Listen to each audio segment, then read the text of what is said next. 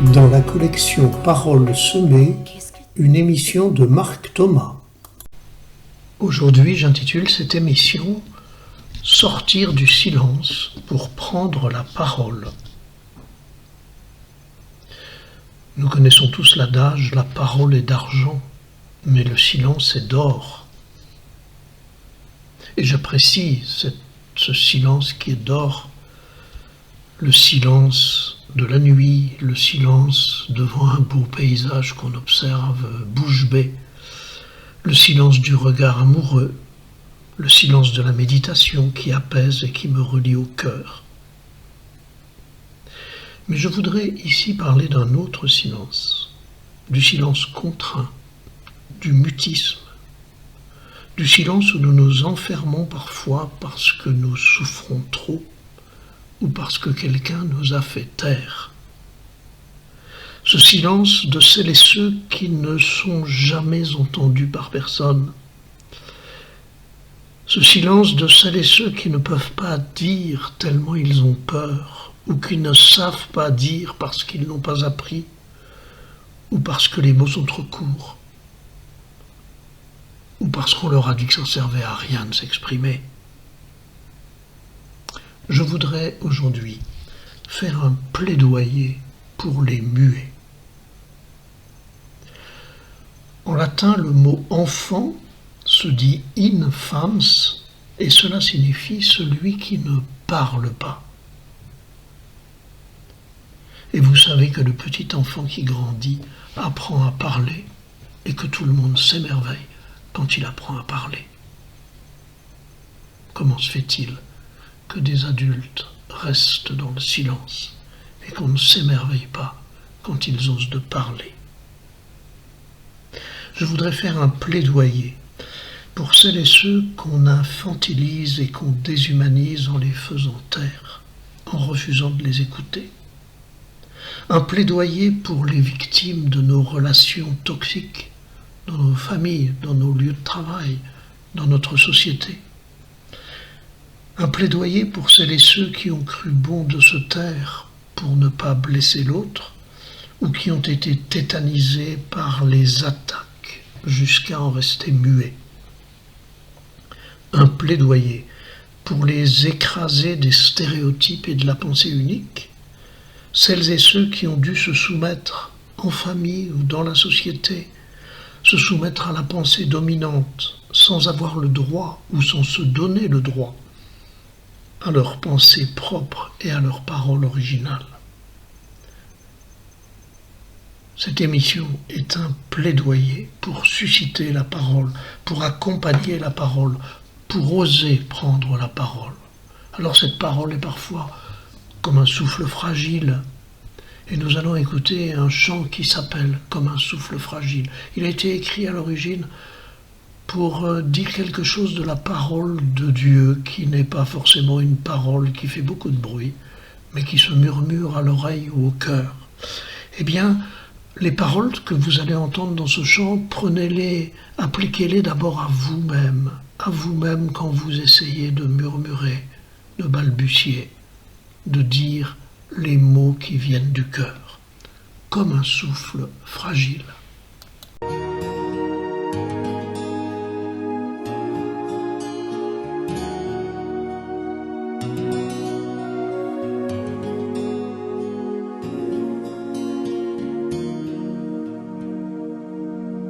Comme un souffle fragile, ta parole se donne. Comme un vase d'argile, ton amour nous façonne. Ta parole est murmure comme un secret d'amour. Ta parole est blessure qui nous ouvre le jour. Comme un souffle fragile, ta parole se donne. Comme un vase d'argile, ton amour nous façonne.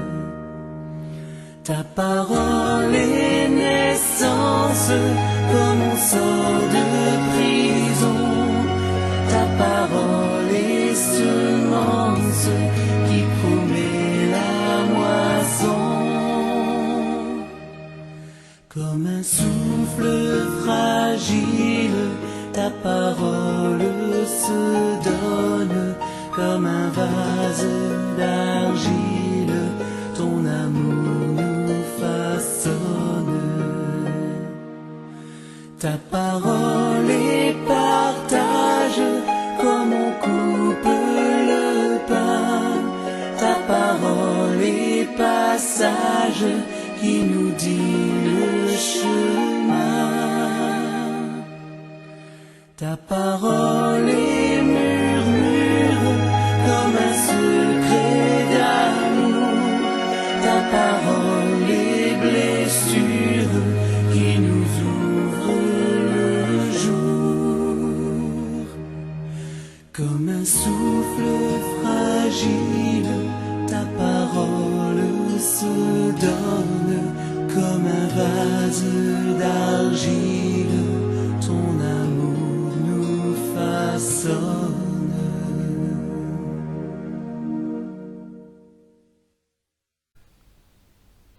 Voilà, comme un souffle fragile, ta parole se donne. Notre parole est parfois comme un vase d'argile. Elle est murmure, elle est blessure. Elle nous fait sortir de prison. Elle est semence, elle est partage.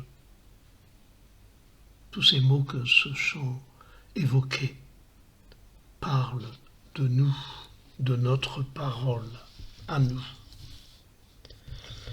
Sortir du silence pour prendre la parole. Il y a diverses manières de le faire. Je pense à ces paroles créatrices.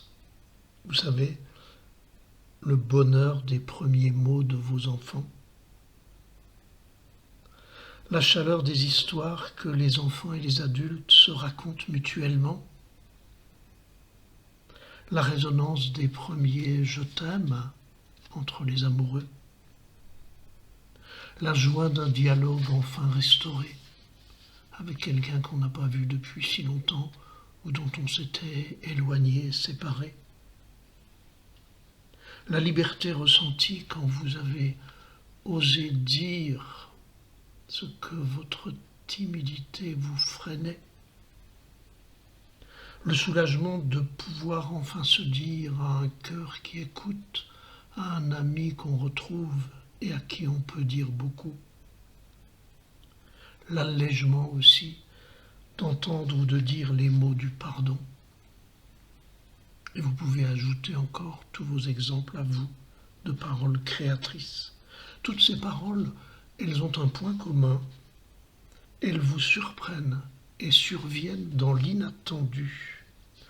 Ce sont des paroles créatrices de vie, de communion, de bonheur. Et puis il y a des paroles comme des balbutiements, comme l'enfant, ses premiers mots, comme ces mots parfois inaudibles, entourés de larmes qui disent nos blessures. Ces mots émergés du cœur de soi à la sortie de la tempête. Ces mots risqués pour tenter de se faire comprendre. Ces mots hésitants, tâtonnants pour rejoindre l'autre dans sa quête ou dans sa détresse. Ces mots prudents quand notre amour est blessé.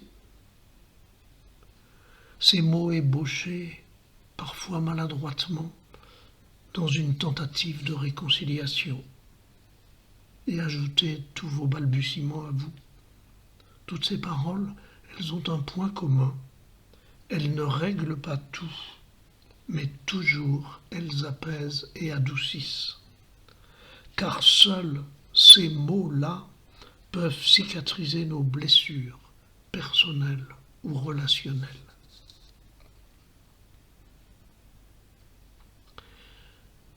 Et il y a encore ces cris à la face du monde, ces chants jaillis de vos joies et ces cris de douleur, ces appels désespérés et ces cris de désespoir, ces hurlements de peur et ces mots tremblants d'incertitude, ces dénonciations de l'injustice et des pouvoirs illégitimes, ces slogans de toutes les manifestations, ces chants solidaires de toutes les résistances, et aussi ces hymnes d'amour et d'alliance, et des danses de toutes les fêtes, et ajoutez vos propres cris. Toutes ces paroles, tous ces cris ont un point commun. Ils expriment nos émotions, nos enthousiasmes et nos souffrances. Ils libèrent nos énergies créatives ou salvatrices. Et il y a encore ces mots du dialogue et de la coopération. Ces conversations entre amis qui partagent leur essentiel autour d'un apéritif, d'une bière ou simplement dans une balade. Ces mots tendres qui prennent source dans un câlin. Ces débats où l'on refait le monde dans la diversité acceptée des points de vue. Ces apprentissages de la langue de l'autre. Ces affirmations de soi qui en même temps sollicitent l'affirmation de l'autre. Ces négociations qui recherchent des compromis. Et vous pouvez ajouter tous vos dialogues à vous, tout cela qui vous font du bien et qui construisent vos relations. Toutes ces paroles ont un point commun. Elles expriment à la fois, et j'insiste sur ce à la fois qui est indispensable, elles expriment à la fois l'affirmation de soi et le respect de l'autre. Elles nomment l'altérité et la différence comme des ressources complémentaires et nécessaires. Voilà quelques-uns des mots créateurs, des balbutiements, des cris, du dialogue, de la négociation. Tous ces mots évoqués qui, pour se dire, ont besoin d'être accueillis par une écoute bienveillante nécessaire pour rendre possible la parole libre, accueillis par une conviction que la vérité n'est jamais possédée, mais toujours recherchée,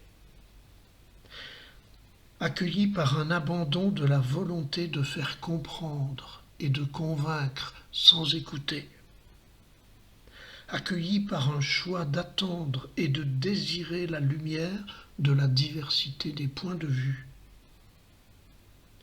accueillis par une volonté de discerner la réalité telle qu'elle est et non seulement telle que je la vois. Ajoutez encore tous ces espoirs de voir accueilli votre parole qui sont les vôtres. Toutes ces paroles-là ont un point commun. Ce n'est pas seulement aux silencieux de changer, leur parole n'est possible que s'ils sont accueillis dans leur différence avec bienveillance. Alors, osons la parole. Mais surtout, soyons dans l'écoute de la résonance de notre propre parole et de la résonance différente de la parole de l'autre.